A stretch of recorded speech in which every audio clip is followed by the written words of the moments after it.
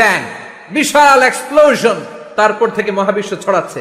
আল্লাহ বলছেন এই কোরআনের ভেতরে বলে দিয়েছেন ওয়া ইন্না লা মুসিউন, আমি এই মহাবিশ্বকে, এই গোটা ইউনিভার্সকে আমি প্রতিনিয়ত সম্প্রসারিত করছি। প্রতিনিয়ত এটা বড় হচ্ছে, সম্প্রসারিত হচ্ছে। চিল্লায় বলেন আল্লাহু আকবার। আজ থেকে মাত্র 20 বছর আগে এটা তারা আবিষ্কার করেছে। এটা কোন সাল? 2020 বছর পেছনে গেলে কত? 1998, তাই না? এই 1998 সালে তারা আবিষ্কার করেছে সুপারনোভা কসমোলজি প্রজেক্ট। এই সুপারনোভা কসমোলজি প্রজেক্টে তারা এই সিদ্ধান্তে এসেছে যে মহাবিশ্ব কোন নামক এক বিস্ফোরণের পর থেকে যে সম্প্রসারিত হচ্ছে, আজ পর্যন্ত এটা শুধু বাড়ছে আর বাড়ছে, অ্যাক্সেলারেটিং হচ্ছে, এক্সপান্ডিং হচ্ছে, এটা কমছে না। কিয়ামত পর্যন্ত এটা বাড়তেই থাকবে। চিৎকার করে পড়েন আল্লাহু আকবার। এজন্য আল্লাহ বললেন ইয়াসিন ওয়াল কোরআনিল হাকিম, বিজ্ঞানময় প্রজ্ঞাময় কোরআনের শপথ। এই কোরআনের ভেতরে আমি কসমোলজির কথা বলেছি, অ্যাস্ট্রোলজির কথা বলেছি, জিওলজির কথা বলেছি, ফিজিক্সের কথাও বলেছি। সুবহানাল্লাহ। ফিজিক্স মানে কি? পদার্থ। পদার্থের সবচেয়ে বড় উপাদান হচ্ছে লোহা। লোহার কথা কিন্তু কোরআনে নাই। আছে? কই আছে? হ্যাঁ, সূরাতুল হাদিদ, লোহার নামে একটা সূরাই দিয়েছে আল্লাহ কোরআনে। সুবহানাল্লাহ পড়বেন না? সূরার নাম সূরাতুল হাদিদ। সূরার নাম কি? চিল্লায় বলেন সূরার নাম সূরাতুল হাদিদ। হাদিদ মানে লোহা। আল্লাহ বললেন ওয়া আনজালনাল হাদিদা ফীহি বা'সুন শাদীদ।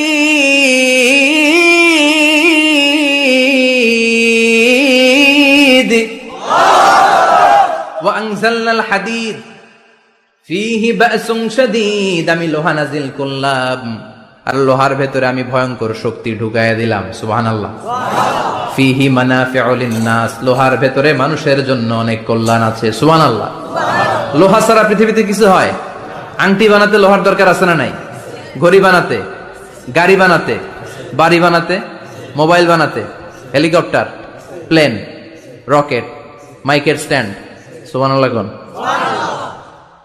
এমন কোন জিনিস নাই যেটার মধ্যে লোহা লাগে না। এজন্য আল্লাহ বললেন এই লোহার নামে আমি একটা সূরা ডেডিকেট করলাম, ওয়া আনজালনাল হাদিদ ফীহি বা'সুন শাদীদ, আমি লোহাকে নাজিল করেছি। আল্লাহ বলেছেন, খেয়াল করে শব্দটা শুনেন, ওয়া আনজালনাল হাদিদ, আমি লোহাকে উপর থেকে নাজিল করেছি। কি করেছি?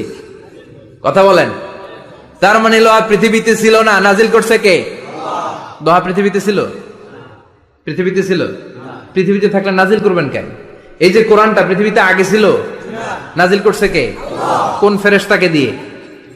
সাইয়েদনা জিবরাইল। কোন নবীর উপর? বিশ্বনবী মুহাম্মদুর রাসূলুল্লাহ। আল্লাহু আকবার। তার মানে ওহী পৃথিবীতে ছিল না, আল্লাহ উপর থেকে নাজিল করেছেন। নুজুল মানে উপর থেকে নিচের দিকে আসা। এই নুজুল শব্দ ব্যবহার করে আল্লাহ বললেন ওয়া আনজালনাল হাদিদ, লোহাকে আমি নাজিল করেছি। তার মানে লোহা পৃথিবীর উপাদান নয়, লোহা এসেছে উপর থেকে। কোন সুবহানাল্লাহ। বিজ্ঞানীরা, পদার্থবিদ যারা গবেষণা করে এটাই পেয়েছেন, লোহা আসলে পৃথিবীর না।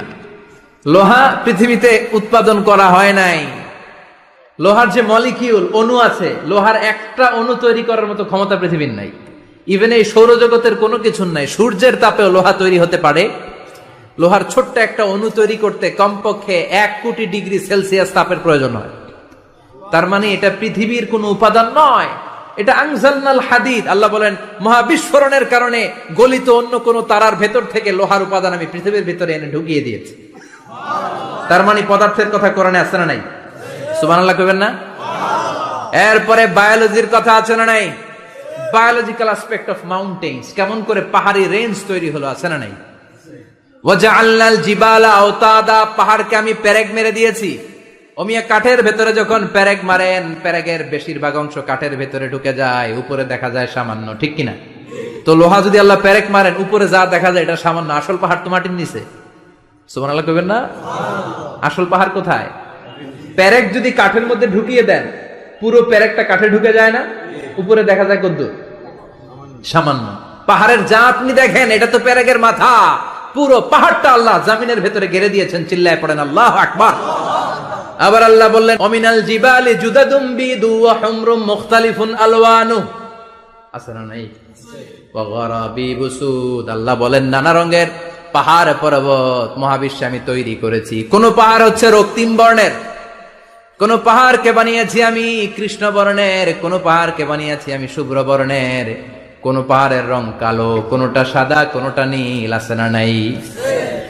মহাবিশ্ব যখন তৈরি হয়েছে পৃথিবীর মধ্যে 7টা টেকটনিক প্লেট তৈরি হয়েছে। 7 tectonic plates create the mountain range on earth. পৃথিবীতে এই পাহাড় তৈরির কারণ হচ্ছে 7টা প্লেট, এগুলোর 7 টেকটনিক প্লেট বলে। এই প্লেটগুলোর কারণে পৃথিবীতে এই রং বেরঙের পাহাড় তৈরি হয়েছে।